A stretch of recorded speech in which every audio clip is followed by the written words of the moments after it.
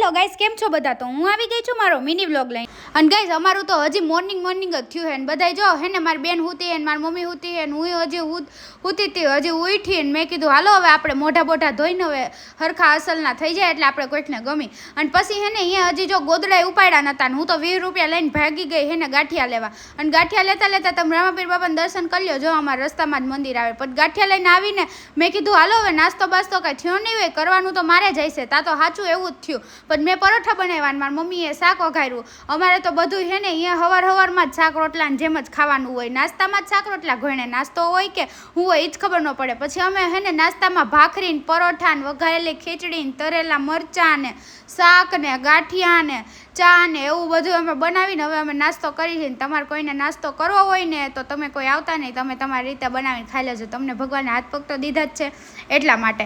અને પછી હે ને ખાઈ લીધું ને આપણે રામાયણ એક જ હોય કે ખાઈને પછી કામ આપણે જ કરવાનું હોય. મારી બેન જો બેઠી હે ને મારા સિવાય હું ઊભી નહીં થાઉં તા એ ઊભી નહીં થાય. પછી અમે તમને ખબર હે અમે ક્યાં જઈએ? તમને ખબર તો પડી જ ગઈ છે. અમે જઈએ બુધવારીમાં. પણ બુધવારીમાં જાય નહીં પહેલાં મારી મમ્મી કે તમે પેટ્રોલ પુરાઈ લો. પછી અધવચ્ચે અમને રોકતા નહીં, ગાડી બંધ પડી ગઈ એમ. પછી મેં કીધું મમ્મી લાઈને હે ને અહીંયા પાણી પીવું છે, બહુ ગરમી થાય છે. મારી મમ્મી કે આલે સીસો હારે જ હોય, કાંઈ 10 રૂપિયાને ખર્ચા ન કરવાનો બોલો. અને આ તો જેઠ મહિનો હમણાં આવવાનો હોય એટલે આપણે ઓમ તો લાઈજુ નથી કાઢવા, પણ આપણે તડકાની તો કાઢવી જ પડે. આપણે મજબૂર કરી દે લાઈજ કાઢવા. અને પછી આમ જીરી કાઢ્યા ને તો બહુ જ તડકો લાગી ગયો. પછી આમ 5 વાળો રસ પી લીધો. અને 5 વાળો રસ હતો પણ બહુ જ મસ્ત હતો. અને પછી ફાઇનલી અમે બુધવારીમાં આવી ગયા ને આવતા જ મારી મમ્મી તો ઢગલા ફફરવા જ માંડી. મેં કીધું મમ્મી થોડીક તો શાંતિ રાખી કે ના આમાં શાંતિ ન હોય, ફફરવાનું જ હોય. મેં કીધું સારું હાલો. પછી હે ને અહીંયા બુધવારીમાંથી બધું અમે ઠેલા બેલા લઈ લીધા, ઘણો સામાન લઈ લીધો. અને પછી અમે બેસી ગયા હે ને અહીંયા મારા હાહુન ઘરે જવા માટે. અને ફાઇનલી મારા હાહુન ઘર પોગી ગયા ને મારા દેર આવ્યા હતા. અને મારા હાહુન મારા મમ્મી ને મારા નણંદબા ને અમે બધા બેઠા હતા, વાતો કરતા હતા. અને જોવો ગાઈઝ અમારો રૂમ કમ્પ્લીટ થવા માંડ્યો હવે ધીમે ધીમે.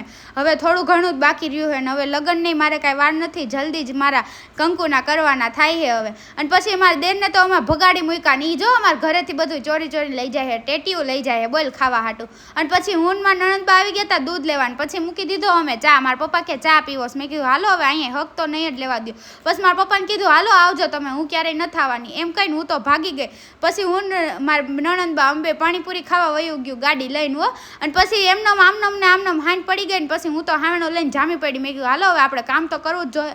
પછી નાહી ધોઈને આપણે તો ખાવાનું બનાવવા આવી ગયા ને કરી નાખી રોટલી અસલ મજાની. અને પછી બધાએ જમી લીધું ને હવે હું ઘર ભેગીની થઈ જાઉં. તમને આજનો મારો મિની વ્લોગ ગમ્યો હોય તો લાઇક, કમેન્ટ, શેર, સબસ્ક્રાઈબ જરૂર કરજો. અને મારી ઘોઈને હારાન ઘરે કોણ રોજ જાય છે એ મને જરૂર કમેન્ટ કરજો.